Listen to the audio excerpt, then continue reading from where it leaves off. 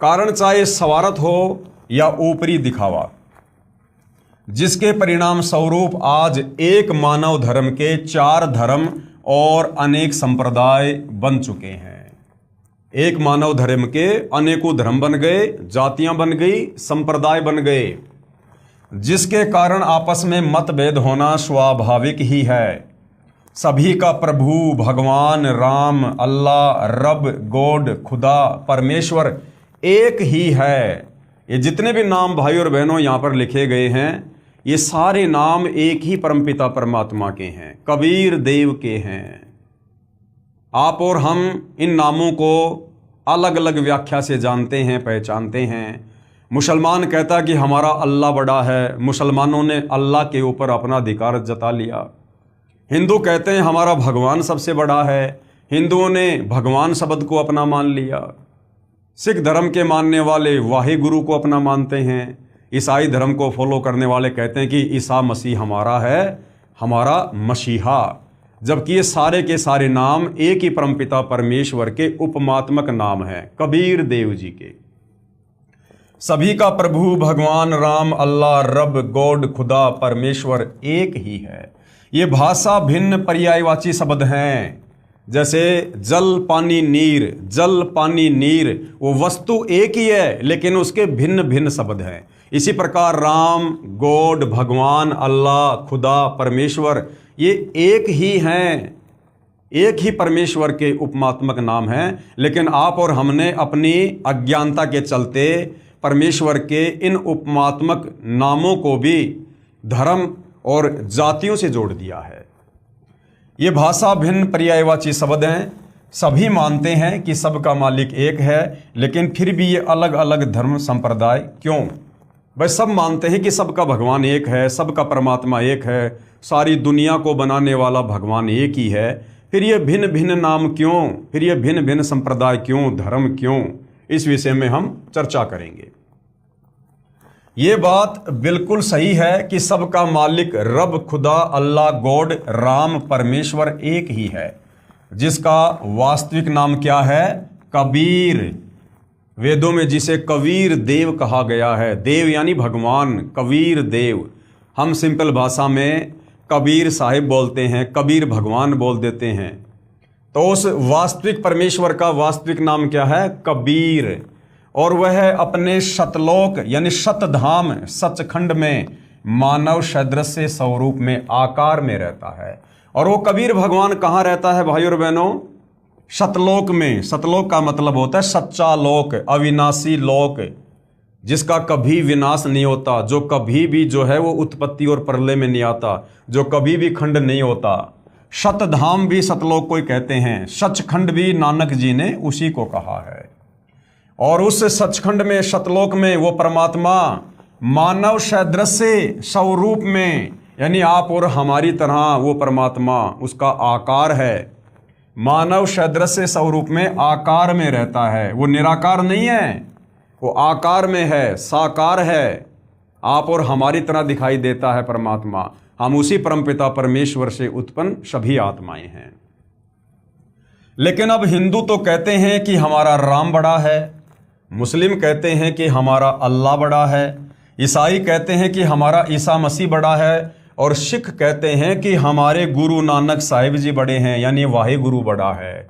ये केवल आध्यात्मिक ज्ञान का टोटा है, केवल आध्यात्मिक ज्ञान का टोटा।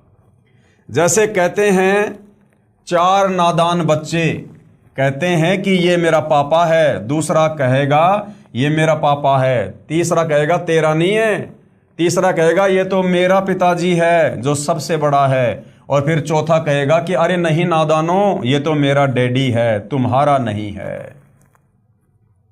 क्या उदाहरण देकर समझाया गुरुदेव भगवान ने कि हम एक परमपिता परमेश्वर को, अपने पिता को आध्यात्मिकता की नासमझी के चलते बांट चुके हैं। जैसे एक व्यक्ति शाम को अपनी मेहनत मजदूरी करके अपने घर पर वापस आता है और उसके 4 बच्चे हैं, छोटे छोटे बच्चे। जब अपने पिता को घर आता हुआ देखते हैं तो एक बच्चा कहता है कि देखो देखो मेरा पिताजी आ गया, मेरा पिताजी आ गया। दूसरा बच्चा कहता है कि नहीं नहीं नहीं नहीं, वो तो मेरा डैडी है, मेरा डैडी है। तीसरा कहता है नहीं नहीं, वो मेरा बाप है। चौथा कहता नहीं वो मेरा फादर है, मेरा फादर है। अब भाई और बहनों, उन नादान बच्चों को कौन समझाए कि डैडी भी उसी को कहते हैं, पापा भी उसी को कहते हैं, फादर भी उसी को कहते हैं, बाप भी उसी को कहते हैं, और जो आ रहा है वो एक ही है, और वो तुम चारों का पिता है, तुम चारों का बाप है, तुम चारों का डैडी है। इसी प्रकार काल प्रेरणा से जो विशेषकर चार मुख्य धर्म बन चुके हैं, हिंदू, मुस्लिम, सिख, ईसाई। हिंदू कहते हैं कि हमारा राम बड़ा, हमारा भगवान बड़ा। मुसलमान कहते हैं हमारा अल्लाह बड़ा। ईसाई कहते हैं हमारा मसीहा बड़ा। और सिख कहते हैं हमारा वाहे गुरु बड़ा। तो भाई और बहनों, आध्यात्मिकता की नासमझी के चलते आप और हमारी बुद्धि का स्तर उन नादान बच्चों जैसा ही है, और ये बुद्धि का स्तर उस समय तक विकसित नहीं हो सकता जब तक हम सतगुरु रामपाल जी के द्वारा उनके मुख कमल से किए गए सत्संग नहीं सुनेंगे या उनके कर कमल से लिखित पुस्तकें नहीं पढ़ेंगे। यानी जब तक हम आध्यात्मिक ज्ञान से परिचित नहीं होंगे, आप और हम इस गुत्थी को कभी भी नहीं सुलझा सकते और परमेश्वर की भक्ति से होने वाले लाभ प्राप्त नहीं कर सकते, और ना ही हम लक 84 योनियों के कष्ट से बाहर निकल सकते हैं, और ना ही हम जन्म मरण के दीर्घ रोग से छुटकारा प्राप्त कर सकते हैं। जबकि उन चारों का पिता वही एक ही है। इन्हीं नादान बच्चों की तरह आज हमारा मानव समाज लड़ रहा है, जबकि हम सब का बाप, हम सब का परमात्मा, सारी सृष्टि को उत्पन्न करने वाला वो कबीर देव, कबीर साहेब एक ही है। कोई कहे हमारा राम बड़ा है, कोई कहे खुदाई रे, कोई कहे ईसा मसीह बड़ा है, ये बाटा रहे लगाई रे।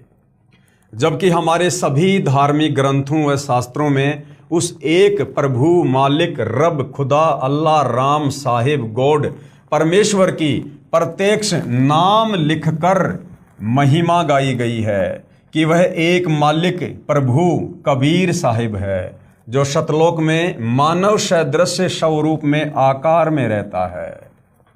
वेद, गीता, कुरान, बाइबल और गुरु ग्रंथ साहिब ये सब लगभग मिलते जुलते ही हैं। यजुर्वेद के अध्याय 5 के श्लोक नंबर 32 में, सामवेद के मंत्र नंबर 14 822 में, अर्थर्वेद के कांड नंबर 4 के अनुवाक 1 के श्लोक 7, ऋग्वेद के मंडल 1 अध्याय 1 के सूक्त 11 के श्लोक नंबर 4 में कबीर नाम लिखकर बताया है कि पूर्ण ब्रह्म कबीर है, जो शतलोक में आकार में रहता है, मानव सदृश है, आकार में है, साकार है, निराकार नहीं है। गीता जी चारों वेदों का संक्षिप्त सार है। गीता जी भी उसी सत्य पुरुष पूर्ण ब्रह्म कबीर की तरफ इशारा करती है। गीता जी के अध्याय 15 के श्लोक नंबर 16 और 17, गीता जी के अध्याय 18 के श्लोक नंबर 46, 61, 62 और अध्याय 8 के श्लोक नंबर 3, 8 से 10 तथा 22 में, अध्याय 15 के श्लोक नंबर 1, 2, 3, 4 में उसी पूर्ण परमात्मा की भक्ति करने का इशारा किया गया है। भाई और बहनों, ये जो पवित्र पुस्तक ज्ञान गंगा है, ये समाज में अध्यात्म को लेकर, भक्ति मार्ग को लेकर जो जो भ्रमणाएं हैं, जो जो भ्रांतियां हैं, उन सब का जड़ से सत्यानाश कर देगी और आपको एक पवित्र और निर्मल आत्मा बना देगी। आपको भक्ति और भगवान की परिभाषा समझा देगी। आप भले अपने जीवन में कितने उलझे हुए हैं, आप भले कितनी टेंशन में हैं, कितनी प्रॉब्लम में हैं, कितनी समस्या में हैं, यदि आपने धैर्य के साथ इस पवित्र पुस्तक ज्ञान गंगा के ज्ञान को समझ लिया और समझकर आपने जगत गुरु तत्वदर्शी सतगुरु रामपाल जी से उपदेश प्राप्त कर लिया, तो सोचिए भाई और बहनों, आपकी 90% समस्या उसी समय समाप्त हो जाएगी। यानी जो आत्मिक सेटिस्फैक्शन आपको मिलेगा, आप कभी सोच भी नहीं सके होंगे कि क्या कभी जीवन में ऐसा भी हो सकता है। भाई और बहनों, बिल्कुल आपको ऐसा ही देखने को मिलेगा, क्योंकि भक्ति के बिना हम दुखी हैं, भक्ति के बिना हम परेशान हैं, भक्ति के बिना हम सारा दिन गधे और बैल की तरह 4 पैसे कमाने में लगे रहते हैं। शास्त्र अनुकूल भक्ति ना होने के कारण सच्चे सतगुरु की शरण ना होने के कारण हम समाज की व्यर्थ की परंपराओं में, कुरीतियों में, प्रथाओं में फंसे हुए हैं, जकड़े हुए हैं। हम जितना गधे और बैल की तरह मेहनत करके दिन रात कमाते हैं, वो सारा का सारा धन, वो पैसा हम समाज की व्यर्थ की परंपराओं में, लोकलाज में, दिखावे में बर्बाद कर देते हैं, पानी की तरह बहा देते हैं, जिसका लाभ हमें आगे चलकर कुछ भी नहीं मिलता है। तो भाई और बहनों, ये पुस्तक ज्ञान गंगा, यदि आपने इसको धैर्य के साथ में पढ़ा और समझ लिया और सतगुरु रामपाल जी की शरण में आ गए, उसी दिन आपकी 90% समस्याएं समाप्त हो जाएंगी, क्योंकि परमपिता परमेश्वर, कबीर साहिब का पंजा, उनका आशीर्वाद फिर आपके शीश के ऊपर हो जाएगा। और जिसको भगवान अपनी नज़र में रख लेता है, अपने चरणों में जगह दे देता है, फिर उसकी समस्याएं उस व्यक्ति की नहीं रहती, फिर वो सारी की सारी समस्या उस भगवान की हो जाती हैं। जिस प्रकार भाई और बहनों, कोई आवारा पशु है, गाय है या भैंस है, जब तक उसका कोई मालिक नहीं होता है तब तक ना उसको समय पे खाना मिलता है, ना समय पर उसको पानी मिलता है। कोई भी व्यक्ति उसको मारता है, पीटता है। गर्मी, सर्दी, बरसात, आंधी, ओले, हर प्रकार की समस्याओं का वो जीव जो है सामना करता है। और जब कोई व्यक्ति उस गाय या भैंस को बांध लेता है, अपने घर पर ले आता है, उसके बाद वो सारी की सारी चिंता उस व्यक्ति की हो जाती है। उस गाय या भैंस को समय पर चारा डालना, पानी पिलाना, उसकी देखभाल करना, बीमार हो जाए तो डॉक्टर को बुलाना। ठीक इसी प्रकार जब हम जगत गुरु तत्वदर्शी सतगुरु रामपाल जी की शरण में आ जाएंगे, उसके बाद भाई और बहनों, आज हम जो व्यर्थ में ठेकेदार बने फिरते हैं, ये सारी की सारी ठेकेदारी सतगुरु रामपाल जी के हाथों में आ जाएगी। आप और हमारी जिम्मेदारी केवल एक ही रहेगी, उनके द्वारा बताई गई शास्त्र अनुकूल सत भक्ति को मर्यादा में रह के करना। तो ये तमाम प्रकार के ये प्रमाण हैं जिनमें उस परमपिता परमेश्वर कबीर साहिब जी का नाम लिखकर व्याख्या की गई है। श्री गुरु ग्रंथ साहिब पेज नंबर 24 पर और पेज नंबर 721 पर नाम लिखकर कबीर साहिब की महिमा गाई है। अब बताइए भाई और बहनों, श्री गुरु ग्रंथ साहिब जो सिख भाइयों का मुख्य ग्रंथ है, उसके पेज नंबर 24 पर और पेज नंबर 721 पर उस कबीर परमेश्वर जी की नाम लिखकर महिमा की गई है। इसी प्रकार कुरान और बाइबल एक ही शास्त्र समझो, दोनों लगभग एक ही संदेश देते हैं कि उस कबीर अल्लाह की महिमा बयान करो, जिसकी शक्ति से ये सब सृष्टि चलायमान है। कुरान शरीफ में सूरत फुरकानी नंबर 25 की आयत नंबर 52 से 59 तक कबीरन, खबीरा, कबीरू आदि शब्द लिखकर उसी एक कबीर अल्लाह की महिमा बयान की हुई है कि ए पैगंबर मोहम्मद, उस कबीर अल्लाह की पाकी बयान करो, यानी उस कबीर भगवान की महिमा करो जो 6 दिन में अपनी शक्ति से सृष्टि रचकर 7वें दिन तख्त पर जा बिराजा, अर्थात सतलोक में जाकर विश्राम किया। वह अल्लाह कबीर है। इसी का प्रमाण बाइबल के अंदर उत्पत्ति ग्रंथ में सृष्टि क्रम में बाइबल के प्रारंभ में ही 7 दिन की रचना में साफ साफ लिखा हुआ है। सभी संतों व ग्रंथों का सार यही है कि पूर्ण गुरु जिसके पास तीनों नाम हो और नाम देने का अधिकार भी हो, उनसे नाम लेकर जीव को जन्म मृत्यु रूपी रोग से छुटकारा पाना चाहिए। अब भाई और बहनों, वो 3 नाम क्या हैं जिन 3 नामों के सुमरण करने से, जिनका जाप करने से हमारी मुक्ति होगी, हम इस काल बलि के लक 84 योनियों के झंझट से बाहर निकलेंगे, जन्म मरण के रोग से हमारा पीछा छूटेगा। तो आज से पहले तो समाज को यही नहीं पता कि नाम क्या होता है, वास्तविक नाम क्या है जाप करने का। हिंदुओं के चारों वेद और गीता जी किस नाम की ओर संकेत कर रहे हैं? मुसलमान धर्म की कुरान शरीफ, कुरान मजीद किस पवित्र नाम का जाप करने की ओर संकेत कर रही है? सिख भाइयों का गुरु ग्रंथ साहिब किस मंत्र का जाप करने की ओर संकेत करता है? आज से पहले तो भाई और बहनों, आप और हमें यही नहीं पता, फिर भला वो 3 नाम कौन कौन से हैं जिनका जाप करने से हमारी मुक्ति होगी, ये बात हमें कौन बताता? तो आज स्वयं परमपिता परमेश्वर कबीर साहिब जी 8 सितंबर 1951 को गांव धनाना जिला सोनीपत हरियाणा भारतवर्ष की पवित्र भूमि पर प्रकट हुए हैं और आज उन्होंने ये सारा का सारा भेद बिल्कुल क्लियर कर दिया है कि वो 3 मंत्र कौन से हैं जिनके जाप करने से हमारी मुक्ति होगी, हम इन कर्म बंधनों से मुक्त होंगे और हम अपने परमपिता परमेश्वर के निज लोक शतलोक में वहाँ पर चले जाएंगे, जहाँ जाने के बाद फिर कभी साधक लौटकर इस काल बलि के 21 ब्रह्मांड में कष्ट भोगने के लिए दोबारा नहीं आता है। क्योंकि हमारा मकसद आपको काल की कारागार से छुटवाकर अपने मूल मालिक कबीर देव कबीर साहब के शतलोक को प्राप्त करवाना है। क्या कह रहे हैं पूज्य गुरुदेव कि हमारा जो मकसद है ना वो काल की कारागार से यानी काल की जेल से छुटवाकर ये जो 21 ब्रह्मांड है। अब आप भाई बहनों को जो सतगुरु रामपाल जी से उपदेश प्राप्त नहीं है उनको तो ये भी नहीं पता कि 21 ब्रह्मांड क्या है, ब्रह्मांड क्या होता है। आप और हमारे धर्म गुरुओं ने हमें ये भी जानकारी नहीं दी जो कि बेसिक जानकारियां हैं। तो 21 ब्रह्मांड क्या है ये हम सृष्टि रचना से समझेंगे। 21 ब्रह्मांड इस काल को, ये काल जो ब्रह्मा विष्णु महेश का पिता है, दुर्गा का पति है, इस काल को 21 ब्रह्मांड कैसे प्राप्त हुए, किसने दिए, और ये 21 ब्रह्मांड इस काल के अंतर्गत इनकी क्या व्यवस्था है, किस प्रकार से इन 21 ब्रह्मांडों में ये काल हम जीव आत्माओं को फंसा के रखता है, ये सारी जानकारी हम आगे प्राप्त करेंगे।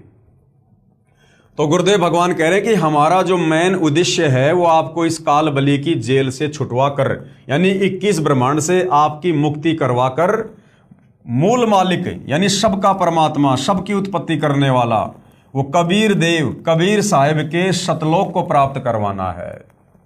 कबीर देव ने अपनी वाणी में कहा है कि एक जीव को काल साधना से हटाकर पूर्ण गुरु के पास लाकर शत उपदेश दिलाने का पुण्य इतना होता है कि जितना करोड़ गाय बकरे आदि प्राणियों को कसाई से छुटवाने का होता है। अब भाई और बहनों कितनी बड़ी बात कही गई है कि एक जीव को काल साधना से हटाकर, काल की साधना से हटाकर। अब भाई और बहनों काल की भक्ति तो यहां पर कोई करता ही नहीं है। अगर इस काल बलि की, जिसको गीता जी में ब्रह्म कहा गया है, ब्रह्मा विष्णु महेश का पिता, जिसका ओम मंत्र है, इस ओम नाम का जाप भी यदि हम 3 लोक के अधिकारी गुरु से लेकर जाप करेंगे तो वो ब्रह्म साधना कही जाएगी। तो वर्तमान में इस पृथ्वी पर सतगुरु रामपाल जी के अलावा इस काल ब्रह्म की भक्ति देने का भी अधिकारी कोई गुरु नहीं है, कोई संत नहीं है। हम तो केवल माई मसाणी सेठ शीतला भैरव भूत हनुमान चौराहे पेड़ पौधे इनकी साधना तक सिमट के रह गए।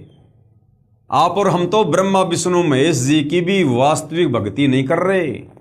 ब्रह्मा विष्णु महेश की भक्ति के वास्तविक मंत्र जाप क्या हैं ये भी हमारे ज्ञानहीन धर्म गुरुओं को, आचार्य शंकराचार्यों को, किसी भी धर्म गुरु के धर्माचार्यों को नहीं पता है।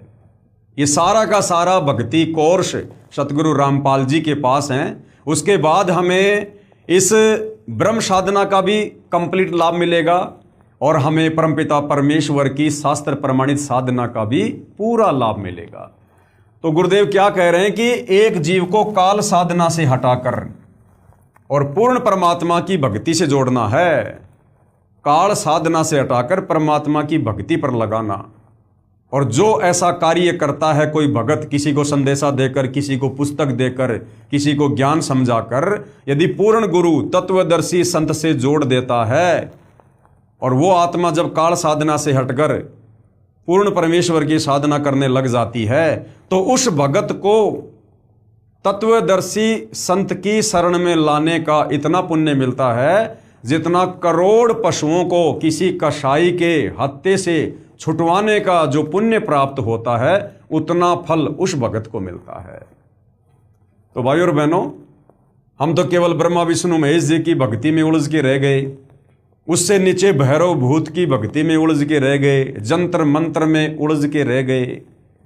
ब्रह्म साधना तो कोई इक्का दुक्का करता, कोई इक्का दुक्का। और यदि कोई ब्रह्म साधना भी कर रहा है तो गुरुदेव कहते हैं कि ब्रह्म साधना से भी मुक्ति नहीं है, ब्रह्म साधना से भी मोक्ष नहीं है। ब्रह्म साधना से ब्रह्म के जाल में रहेंगे, यानी काल साधना से हम काल के ही जाल में रहेंगे। एक जीव को काल साधना से हटाकर पूर्ण गुरु के पास लाकर सत उपदेश दिलाने का पुण्य इतना होता है कि जितना करोड़ गाय बकरे आदि प्राणियों को कसाई से छुटवाने का होता है। क्योंकि यह अबोध मानव शरीरधारी प्राणी गलत गुरुओं द्वारा बताई गई शास्त्र विरुद्ध साधना से काल के जाल में फंसा रहकर ना जाने कितने दुखदाई 84 लाख योनियों के कष्ट को झेलता रहा है। गुरुदेव भगवान ने बताया कि एक मनुष्य जन्म हमें 84 लाख योनियों का चक्कर काटने के बाद मिलता है। यानी 84 लाख बार हम गधे, कुत्ते, सुअर, बैल, मक्खी, मच्छर और एक योनि ना जाने हम कितनी कितनी बार भोगते हैं। तो लख 84 योनियां भोगने के बाद परमपिता परमेश्वर कबीर साहिब के भक्ति विधान अनुसार इस जीव आत्मा को, हम सबको एक मनुष्य जन्म मिलता ही मिलता है। और ये मनुष्य जन्म परमात्मा हमें क्यों देता है? क्योंकि मनुष्य जन्म में ही हम भगवान को पहचान सकते हैं। इस मानव शरीर में, स्त्री या पुरुष के शरीर में हम भक्ति कर सकते हैं। आप और हमें परमात्मा ने अन्य योनियों से सर्वश्रेष्ठ बुद्धि दी है, सोचने की, समझने की, तर्क वितर्क करने की, सलाह मशवरा करने की, चिंतन मनन करने की जो शक्ति आप और हमें परमेश्वर जी ने प्रदान की है, ये अन्य योनियों में पशु पक्षियों को नहीं है। आज मैं आपको समझाऊं या आप मुझे समझाओगे भक्ति के विषय में, भगवान के विषय में, मैं समझ सकता हूं।